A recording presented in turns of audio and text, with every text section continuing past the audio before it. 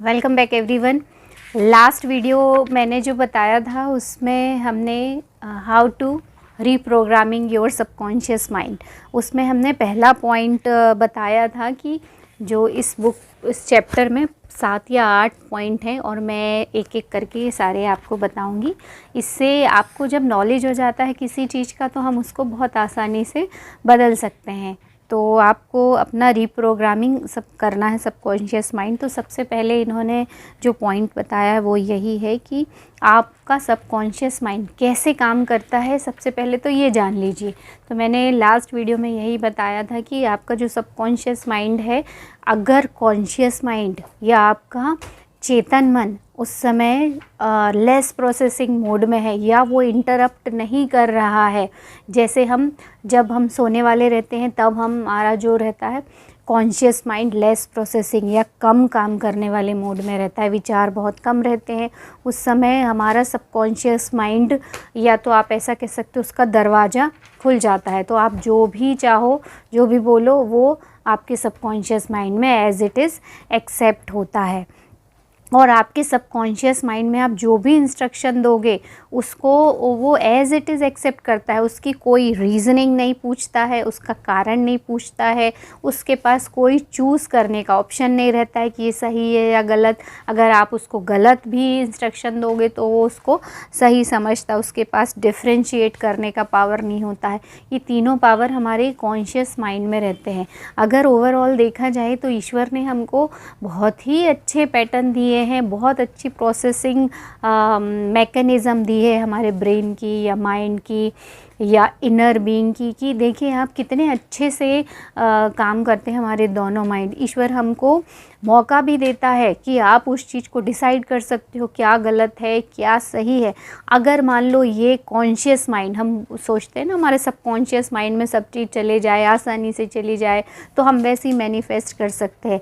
But ये भी अगर हमारा कॉन्शियस माइंड नहीं होता तो हम बहुत परेशानी में आ सकते थे, क्योंकि अगर हम गलत चीज़ को भी सबकॉन्शियस माइंड में डायरेक्ट जाने देते या हमारे कॉन्शियस माइंड में उसको सेपरेट करने का पावर नहीं होता तो गलत चीज़ें भी हमारी लाइफ में आती जाती। तो ये कितना बढ़िया पावर हमको दिया है कि कॉन्शियस माइंड से आप उस चीज़ को सेपरेट कर सकते हो। मान लो अचानक से कुछ चीज़ आपके मुंह से गलत निकल गई, क्योंकि मैं हमेशा बोलती हूँ वर्ड्स में पावर होता है, तो हमेशा आपको राइट वर्ड ही चूज़ करने हैं अपनी लाइफ में, क्योंकि हम वही होते हैं जो हम बोलते हैं, सुनते हैं, फील करते हैं और हम वैसा ही एक्शन लेते हैं, तो हम वही होते हैं। इसीलिए हमें हमेशा अच्छे वर्ड यूज़ करना चाहिए। तो वो जो अगर गलती से कुछ गलत वर्ड निकल गया, उसकी मूवमेंट भी अगर मान लो शुरुआत हो गई तो भी हम उसको चेंज कर सकते हैं। तभी तो बहुत सारे लॉ ऑफ अट्रैक्शन के जितने कोचेस हैं वो कई बार उनके मुंह से चीज़ें निकल जाती हैं कि नहीं, मेरे लाइफ में अभी बहुत व्यस्तता चल रही है या कुछ और भी निकल जाता है, तो वो तुरंत बोलते हैं कैंसिल कैंसिल कैंसिल। तो ये इसीलिए बोलते हैं वो, क्योंकि हमारे कॉन्शियस माइंड में ये पावर भी रहता है कि हम उसको तुरंत रिजेक्ट भी कर सकते हैं। बस हमको रियलाइज़ तो होना चाहिए कम से कम, और वो प्रैक्टिस करने से आ ही जाता है। आप रियलाइज़ कर सकते हो कि ये चीज़ या ये वर्ड गलत है, ये नहीं होना चाहिए, आप उसको तुरंत कैंसिल कर दीजिए। और हमारा ब्रेन देखिए कितना अच्छा है, उसको तुरंत वो रिजेक्ट भी कर देगा और नई चीज़ भी आपकी लाइफ में वो उसकी जगह आप रिप्लेस कर सकते हो, लेके आ सकते हो, वो मैनिफेस्ट नहीं होगा। और ये बफर टाइम भी दिया हुआ है कि हम जो चीज़ सोचते हैं, विजुलाइज करते हैं, वो उसके नेचर के अकॉर्डिंगली उतना टाइम लेता है मैनिफेस्ट होने के लिए। और उस टाइम में हमको डेस्परेट नहीं होना है, या उस टाइम में उस चीज़ के लिए एकदम रिजिड नहीं कि मिल ही जाए, ऐसा नहीं। उसको भूल जाओ।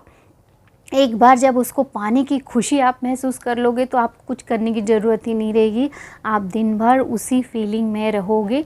तो हमको किसी चीज़ को पकड़ के भी नहीं रखना, उसको फील करना है, उस हैप्पीनेस को, और उसको यूनिवर्स के लिए छोड़ देना है। ये चीज़ हमेशा याद रखना, जो भी चीज़ आप चाहते हो वो चीज़ 100 गुना आपके पास आना चाहती है। तो आप सोचिए कि आपको ज़्यादा एफ़र्ट लगाने की ज़रूरत ही नहीं है। इसलिए अब्राहम हिक्स अपने हर वीडियो में ये बोलते हैं, बी ईज़ी, अपनी लाइफ में थोड़ा सा रिलैक्स होइए, हर चीज़ को हार्ड एंड फास्ट अट्रैक्ट करने की कोशिश नहीं कीजिए। आप विजुलाइज कीजिए, एफर्मेशंस बोलिए और बी विथ यू, मतलब आपको अपने अंदरूनी ही जो भी आपने वर्ल्ड क्रिएट किया है उसमें ही रहना है, हैप्पीनेस में रहना है। और जो फुल टाइम हैप्पी रहता है उसकी लाइफ में मैनिफेस्टेशंस की लाइन लग जाती हैं। अभी मैंने एक कम्युनिटी टैब पे एक सक्सेस स्टोरी भी सुनिधि की शेयर की थी, आप देखिए वो पूरे टाइम खुश रहती थी तो उसकी लाइफ कैसे चेंज हो गई। बहुत सारे सब्सक्राइबर हैं जिनकी लाइफ ऐसे ही चेंज होती, हर कोई शेयर नहीं कर पाता है, बट इसके रिज़ल्ट तो पॉजिटिव होने ही हैं। आप खुश रहेंगे तो दुख कैसे आ सकता है, आ ही नहीं सकता, ये जस्ट अपोजिट है। तो कुछ भी आपके पास हो ना हो मायने नहीं रखता, खुशी आपके हाथ में रहती है, आप इसको चूज़ कर सकते हो। तो आपका कॉन्शियस माइंड का होना भी बहुत ज़रूरी है और सबकॉन्शियस माइंड का होना भी ज़रूरी है।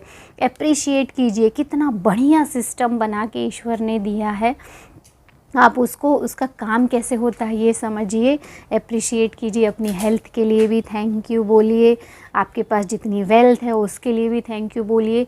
एक चीज़ और मैं बताना चाहूँगी कि ग्रैटिट्यूड सबसे बेस्ट प्रैक्टिस होती है जो अभी तक मुझे समझ में आई।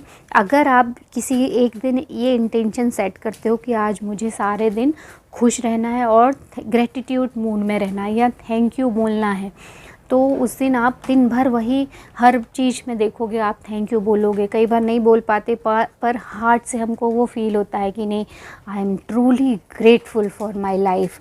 तो आप पूरा दिन अगर रहोगे तो उस दिन जब शाम को आप सोने से पहले एक बार एनालाइज़ करिए आपका पूरा दिन, उस दिन आपको सबसे अच्छी फीलिंग आएगी, पीसफुल फीलिंग आएगी और चीज़ें आपकी लाइफ में बढ़ती ही जाएंगी, आती ही जाएंगी।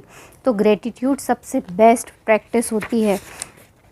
तो ये तो पहला पैटर्न था, ये यही बताता है कि हमको हमारे सबकॉन्शियस माइंड में चूज़ करने का कोई पावर नहीं होता। और इसके लिए मैंने एक एग्जांपल भी दिया था, जैसे हिप्नोटाइज करते हैं लोगों को। हिप्नोटाइज कब किया जाता है? जब कॉन्शियस माइंड कम काम कर रहा होता है, विचार कम होते हैं, तब हम जो भी इंस्ट्रक्शन देते हैं वो सबकॉन्शियस माइंड उसको ट्रू समझता है और वैसा ही रिएक्ट करता है। ये लास्ट वीडियो में हमने सुना है।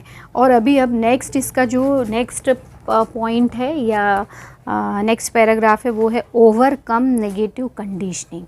तो इस वाले वीडियो में मैं इस पे ज़्यादा फोकस डालूँगी कि आपको अपनी नेगेटिव कंडीशनिंग को चेंज करना है। तो अभी आप कैसे, नेगेटिव कंडीशनिंग एक्चुअली है क्या? ये होता है नेगेटिव सजेशंस, जो बाहर के लोग आपको बोलते हैं कि तुम किसी चीज़ में अच्छे नहीं हो, तुम जीवन में सफल नहीं हो सकते हो, तुम बहुत मोटे हो, तुमको कोई भी जॉब नहीं मिल सकता है, या इन्होंने बहुत सारे ऐसे सेंटेंस लिखे हैं कि तुम्हारा कोई यूज़ नहीं है या कोई केयर नहीं करता है, आपकी मेमोरी कम हो रही है, आपकी एज ज़्यादा हो रही है, लाइफ बहुत ही स्ट्रगलफुल है, हर जगह आपको सिर्फ परेशानियों का ही सामना करना पड़ रहा है, आप बहुत जल्दी बैंकरप्ट होने वाले हो, आपकी इनकम कुछ नहीं होने वाली, आप जीवन में कुछ नहीं कर सकते हो, आप हमेशा ही ऐसे रहोगे। आप जितनी भी इस तरह के सेंटेंस हैं जो आपको बताते हैं कि आपके लिए अच्छा नहीं बोलते हैं, नेगेटिव बोलते हैं, ये सारे जो सेंटेंस हैं बार बार लोग जब आपको बोलते जाते हैं तो ये एक नेगेटिव पैटर्न क्रिएट कर लेता है। तो ये नेगेटिव सजेशंस बहुत स्ट्रॉन्ग होते हैं। तो इनसे आपको कैसे बचना है? सबसे पहला काम तो यही करना है कि सबकॉन्शियस माइंड में पहले तो ये नेगेटिव पैटर्न को हटाना है। अब हम उसको कैसे हटाएंगे? इसको हटाया जा सकता है इन्फॉर्मेशन, नॉलेज, विजडम से। जब आपको अपने अंदर इतना विश्वास आ जाता है, कॉन्फिडेंस आ जाता है, तो लोगों की बोली हुई चीज़ें आप पे कुछ इफ़ेक्ट नहीं कर सकती हैं। महात्मा गांधी ने भी बड़ा अच्छा कोट बोला है, nobody can hurt you without your permission. कोई आपको हर्ट नहीं कर सकता है आपकी परमिशन के बिना। और ये सब ज्ञान आप जब इस तरह की बुक्स में या सुनोगे लोगों से, तो आपको धीरे धीरे पता चलेगा कि आपका सबकॉन्शियस माइंड गॉड ही है। आपके अंदर वो सारे पावर हैं, तो जब वो पावर की ओरिजिनल जो गुण है या प्रॉपर्टी है वो तो बहुत ही हाई फ्रीक्वेंसी वाले हैं, अबंडेंस है, लव है, हेल्थ है, पीस है, तो वो ऑलरेडी आपके अंदर है। और अगर वो हैं तो आप अनसक्सेसफुल कैसे हो सकते हो, आप जीवन में सफलता कैसे हासिल नहीं कर सकते हो। ये सब वही लोग बोलते हैं जो अपने इनर पावर को जानते नहीं हैं या उसका कभी यूज़ नहीं किया हो, उनको ये सब चीज़ का नॉलेज होता ही नहीं है, इसीलिए वो बोलते हैं। तो आज से माय डियर फ्रेंड, अगर कोई आपको इस तरह के सेंटेंस बोल रहा है तो उस पर बिल्कुल ध्यान मत दीजिए, अटेंशन मत दीजिए, क्योंकि आपके अंदर गॉड के सारे पावर हैं। तो आप सोचिए आप कितने पावरफुल हैं। इस तरह की बातों से इन्फ्लुएंस होना ही नहीं है और धीरे धीरे अच्छी एफर्मेशंस बनाइए। I am as powerful as God, मैं ईश्वर की तरह ही पावरफुल हूँ, ईश्वर के सारे गुण मेरे अंदर ही हैं। मैं जहाँ भी जाता हूँ, जहाँ भी जाती हूँ, ईश्वर मेरे साथ विक्ट्री कैरी करके जाती हूँ, या वो मुझे हर जगह विजयी बनाता है। मेरे अंदर इन्फिनिट पावर है, इन्फिनिट अबंडेंस है, ईश्वर मेरी हमेशा सेफ्टी प्रोटेक्शन करते हैं, वो मुझे हमेशा गाइडलाइन देते हैं। इस तरह से आप अच्छे अच्छे एफर्मेशंस बनाइए, उसको रिपीट करिए, तो वो जो नेगेटिव पैटर्न है वो ख़त्म होते जाएगा और उसकी जगह ये नई चीज़ें इस्टेब्लिश होती जाएंगी। ये बहुत सिंपल सा तरीका है। आप फिर क्या करोगे, लोग कितना भी कुछ बोले आपका ध्यान ही नहीं जाएगा, आपको लगा रही ये क्या बोल रहे हैं, हमारे अंदर जब ईश्वर है तो ये चीज़ें हमको बिलोंग कैसे कर सकती हैं।